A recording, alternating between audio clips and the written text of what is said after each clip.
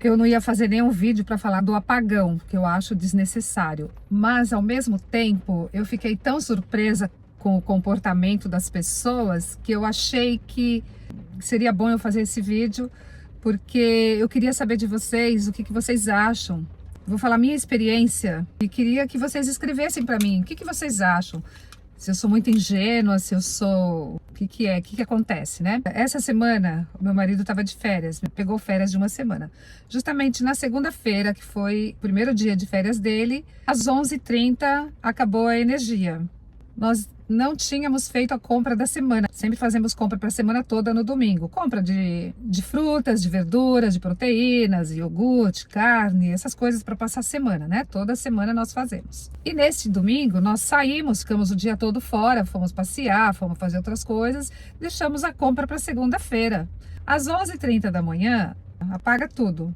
Vimos que a luz não voltava, né? Falei pro meu marido, vamos fazer compra mesmo sem luz? Não sei se o elevador vai estar funcionando, né? Então vamos comprar só para hoje. Decidimos, vamos comprar só para hoje e amanhã a gente vai e faz a compra mesmo para a semana. Vamos comprar para hoje, para o almoço, para a janta, porque não tinha nada em casa. A gente compra certinho para passar a semana. E meu filho estava na escola e resolvemos ir no mercado. Falei, bom, já que vamos comprar só para hoje, vamos andando. Descemos, o elevador estava funcionando, tinha um elevador ainda com gerador, o nosso funcionou até voltar a energia e a garagem do prédio já estava aberta, né, para facilitar a saída dos carros e fomos até o Mercadona fazer compra, fomos andando. Quando chegamos no Mercadona, nós percebemos que tinha muito carro entrando, estava difícil para se movimentar no estacionamento do Mercadona. A hora que eu entrei no mercado, parecia que o mundo estava acabando. As filas dos caixas, as filas imensas que eu nunca tinha visto. E eu olhava para as pessoas assim, parecia desesperadas, pegando as coisas da prateleira. Tinha pessoa com 3 carrinhos de compras na fila do caixa. Eu e meu marido fomos lá ver o que a gente ia comprar, né? Era uma proteína, iogurte, queijo, essas coisas, carne para fazer, né? A parte dos frigoríficos estava tudo com uma tela, não podia pegar nada. Queijo, carne, nada disso podia pegar nas prateleiras. Os outros alimentos, as prateleiras vazias. Não tinha quase nada. Água, não tinha nenhuma garrafa d'água mais. Tava faltando massa, tava faltando um monte de coisa. Não tinha pão. Nós conseguimos comprar um saco de pão integral. Frutas também não tinha, quase não tinha. Tinha aquele resto de prateleira. Tinha tomate.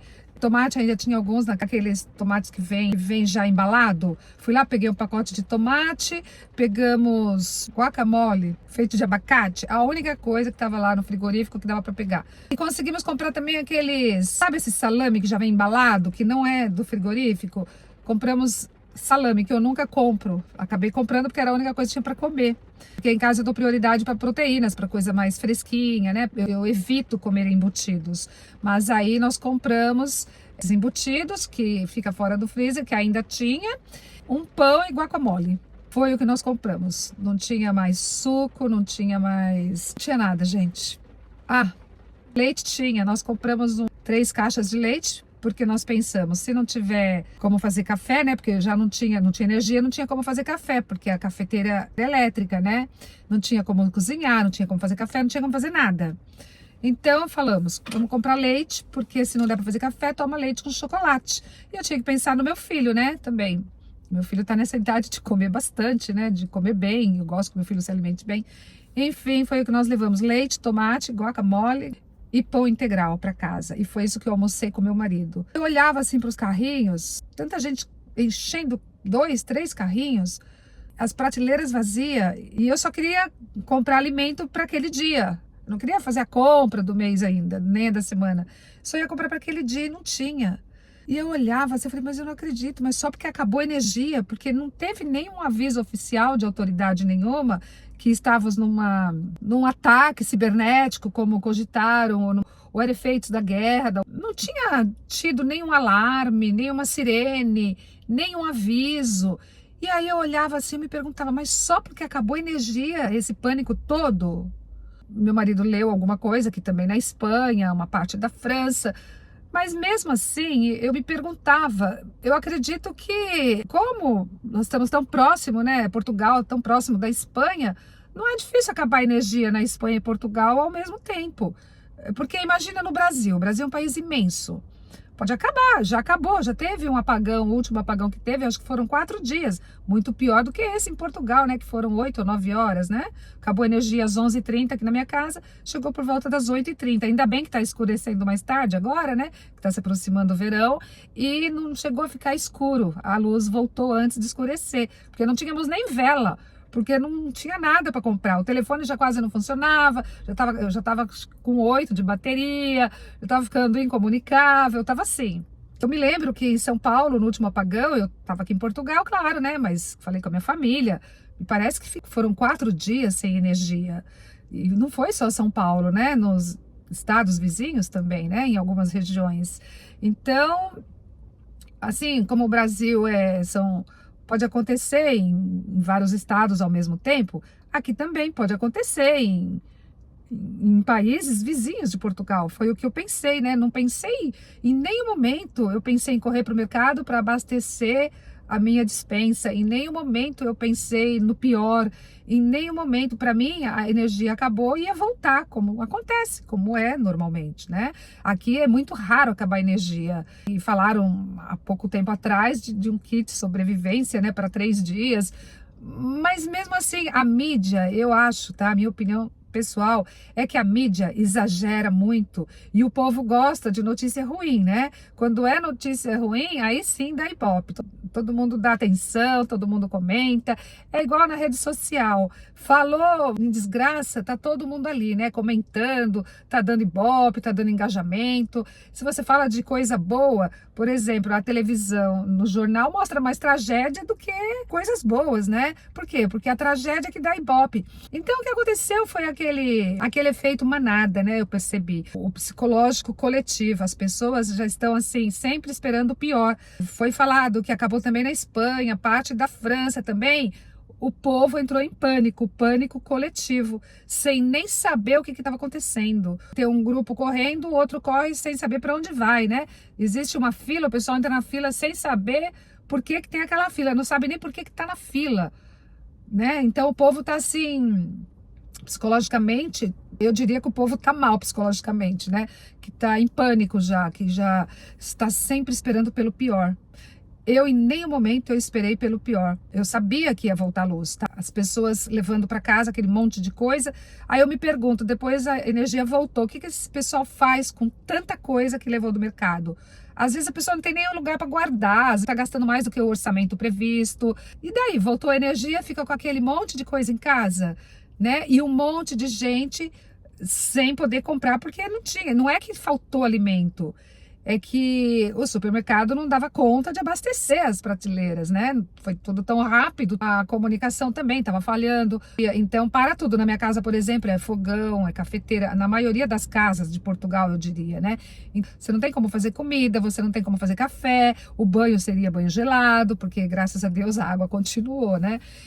Mas assim, o que eu estranhei mesmo foi ver o pânico social, pânico coletivo, sem um motivo real, porque na minha cabeça, se tivesse acontecendo uma guerra, alguma coisa assim, uma coisa grave, teria um aviso das autoridades, teria um aviso oficial. Não teve nada, eu vi como uma queda de energia, que podia demorar algumas horas, mas queria voltar. E eu olhava os carrinhos todos cheios e eu não tinha nada para comprar e não tinha nem para comer. É claro que depois eu fiquei preocupada, que meu filho ia chegar da escola, ia querer o lanchinho dele, não ia ter. À noite eu ia dar pão com guacamole pro meu filho. É isso, gente, é isso que eu queria falar para vocês, tá? É uma besteira? O que vocês acham? Por que tá assim o comportamento das pessoas? São traumas? A pandemia, por exemplo, né? Falando da pandemia.